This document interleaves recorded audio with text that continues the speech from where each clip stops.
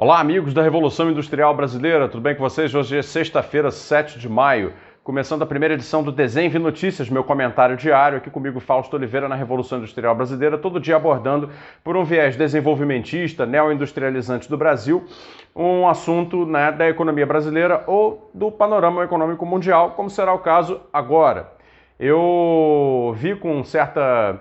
Vou ajeitar aqui isso aqui. Eu vi com certa boa surpresa um vídeo recente da Hillary Clinton, olha quem, falando na Chatham House, que é uma espécie assim, de centro de estudos e defesa de propostas, defesa de políticas públicas absolutamente liberal, sediado em Londres, portanto faz sentido que ela seja uma permanente convidada da Chatham House, em que ela aborda o problema da dependência material dos Estados Unidos em relação à produção industrial chinesa.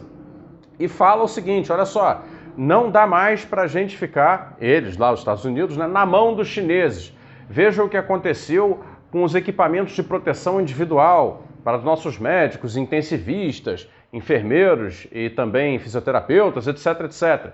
Veja o que está acontecendo com os insumos farmacêuticos que nós também precisamos comprar dos chineses. Ficamos à mercê dos chineses. Muito bem, eu não quero entrar aqui numa disputa, porque tem gente que é fã da China por razões assim superficiais e tem gente que é fã dos Estados Unidos por razões superficiais e perde completamente o sentido geopolítico, a discussão, a partir do momento em que você discute a partir de uma torcida. Não é um assunto de torcidas organizadas isso aqui. Isso aqui é uma tentativa de entendimento do que está acontecendo. Veja, a Hillary Clinton, no discurso dela na Chatham House, que é um baita de um centro liberal, que sempre defendeu a globalização liberalizante, tá?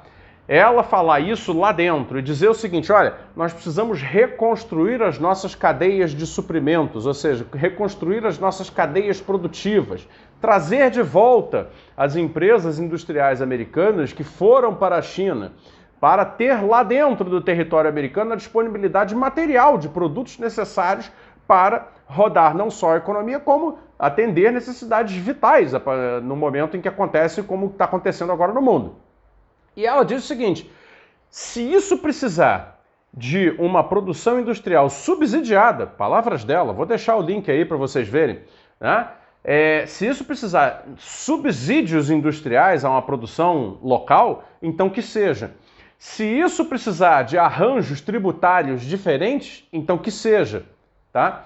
Então ela coloca tudo isso diante da óbvia necessidade maior de que nós não estamos mais em época de respeitar ideiazinhas de livreto, como há que diz que é o seguinte, não, bastará que as cadeias internacionais de valor supram através do comércio internacional, do livre comércio, as necessidades de cada país com a sua vantagem comparativa, vai lá e vai entrar e vai conseguir o que precisa e vai fornecer, etc, etc. Cara, o tempo disso passou, já era, acabou. Quando você tem a Hillary Clinton na Chatham House falando essas coisas que ela disse, dizendo, olha, possivelmente até mesmo as questões, as indústrias de menor custo e maior escala, por exemplo, ela cita roupas baratas, provavelmente nunca conseguiremos trazer de volta. Ela mesma diz isso. Mas as produções mais sofisticadas, olha, palavras dela, nós precisamos fazer com que voltem para o país. Ou seja, eu quero mostrar aqui o seguinte, assim, é um sinal já mais do que claro, isso não é um sinal claro, isso é um sinal inegável. Isso é uma evidência mais do que concreta, uma evidência assim, tijolo na cara, tá?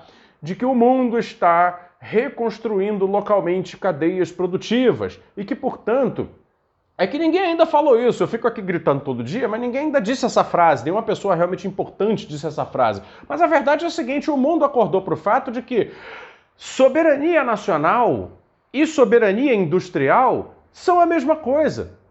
A questão industrial está no coração da questão nacional, no mundo moderno. Sem uma independência econômica e material realizada, concreta, né, verificável, você está na M. Seu país está à mercê dos demais. Sempre foi assim.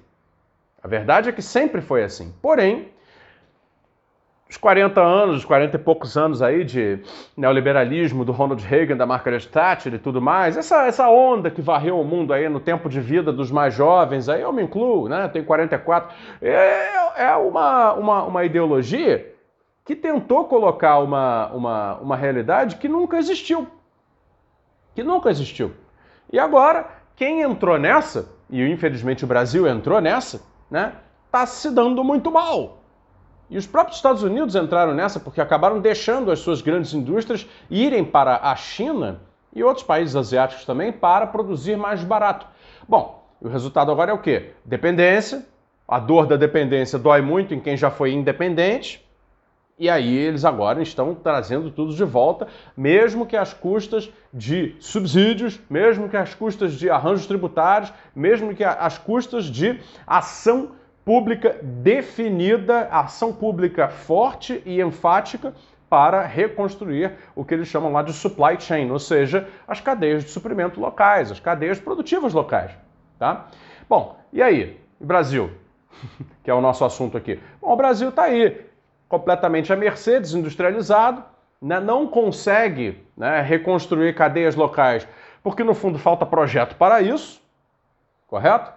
Então o Brasil precisa urgentemente voltar a pensar nesse eixo, entender, se abrir para a nova verdade do mundo, né, de que o mundo precisa e vai reconstruir suas cadeias produtivas mais locais para depender menos do comércio internacional. E o Brasil precisa urgentemente dar pelo menos um passo nessa direção, pelo menos um passo. É preciso ter uma estratégia para isso.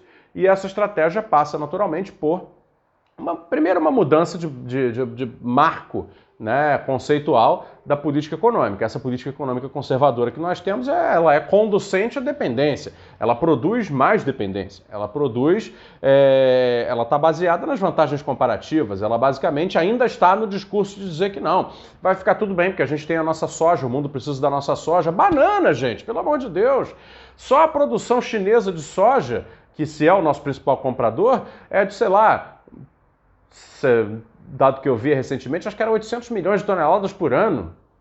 O Brasil produz no máximo 200 milhões de toneladas por ano. Ainda tem as outras produções e o que eles estão fazendo no território africano, alugando terras, comprando terras para produzir mais e mais soja lá. Ou seja, e aí o quê? E aí a gente vai, né, conseguir com essa produção de soja que nem é, né, a principal, conseguir a resolução das nossas necessidades materiais de bens sofisticados?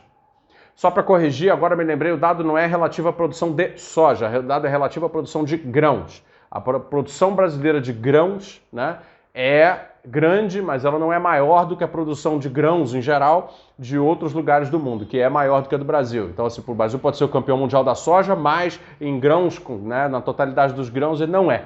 Ou seja, o fato é que isso, a teoria das vantagens comparativas nos conduz, né, à dependência. Isso é uma evidência histórica, prática, política, né, e que agora nos Estados Unidos está sendo revertida a qualquer custo. Então está na hora do Brasil entrar de novo numa lógica de pensamento de reversão da nossa dependência, porque isso só nos fará bem.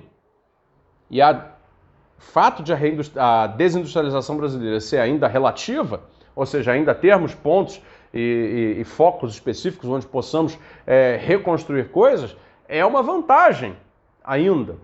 Ainda é uma herança do último período de crescimento de verdade que tivemos, que pode ser aproveitada, né? Então eu queria deixar esse comentário, acho que a Hillary Clinton está certa, não concordo em nada com ela, com nenhuma das coisas, mas enfim, ela está correta para o país dela, e agora falta aqui alguém que diga, alguma pessoa realmente importante, alô políticos, né? Alô legisladores, alô acadêmicos, tá? E diga o seguinte, olha, o Brasil também precisa reconstruir as suas cadeias locais de produção. Sem isso, nós vamos ficar à mercê de outros países, como agora estamos, né? Na questão aí das vacinas, atrasados, já somos o país com o maior número de mortes por milhão de habitantes no mundo, né? Olha que vergonha, tá? E aí por quê? Porque não conseguimos produzir uma meleca de uma vacina que vários outros países conseguem produzir. Vergonha, né? Dói, né?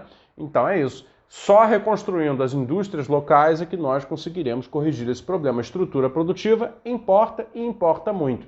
É isso aí, pessoal. Obrigado mais uma vez por assistir aqui o Desenho de Notícias. Eu volto mais tarde na segunda edição. Até lá!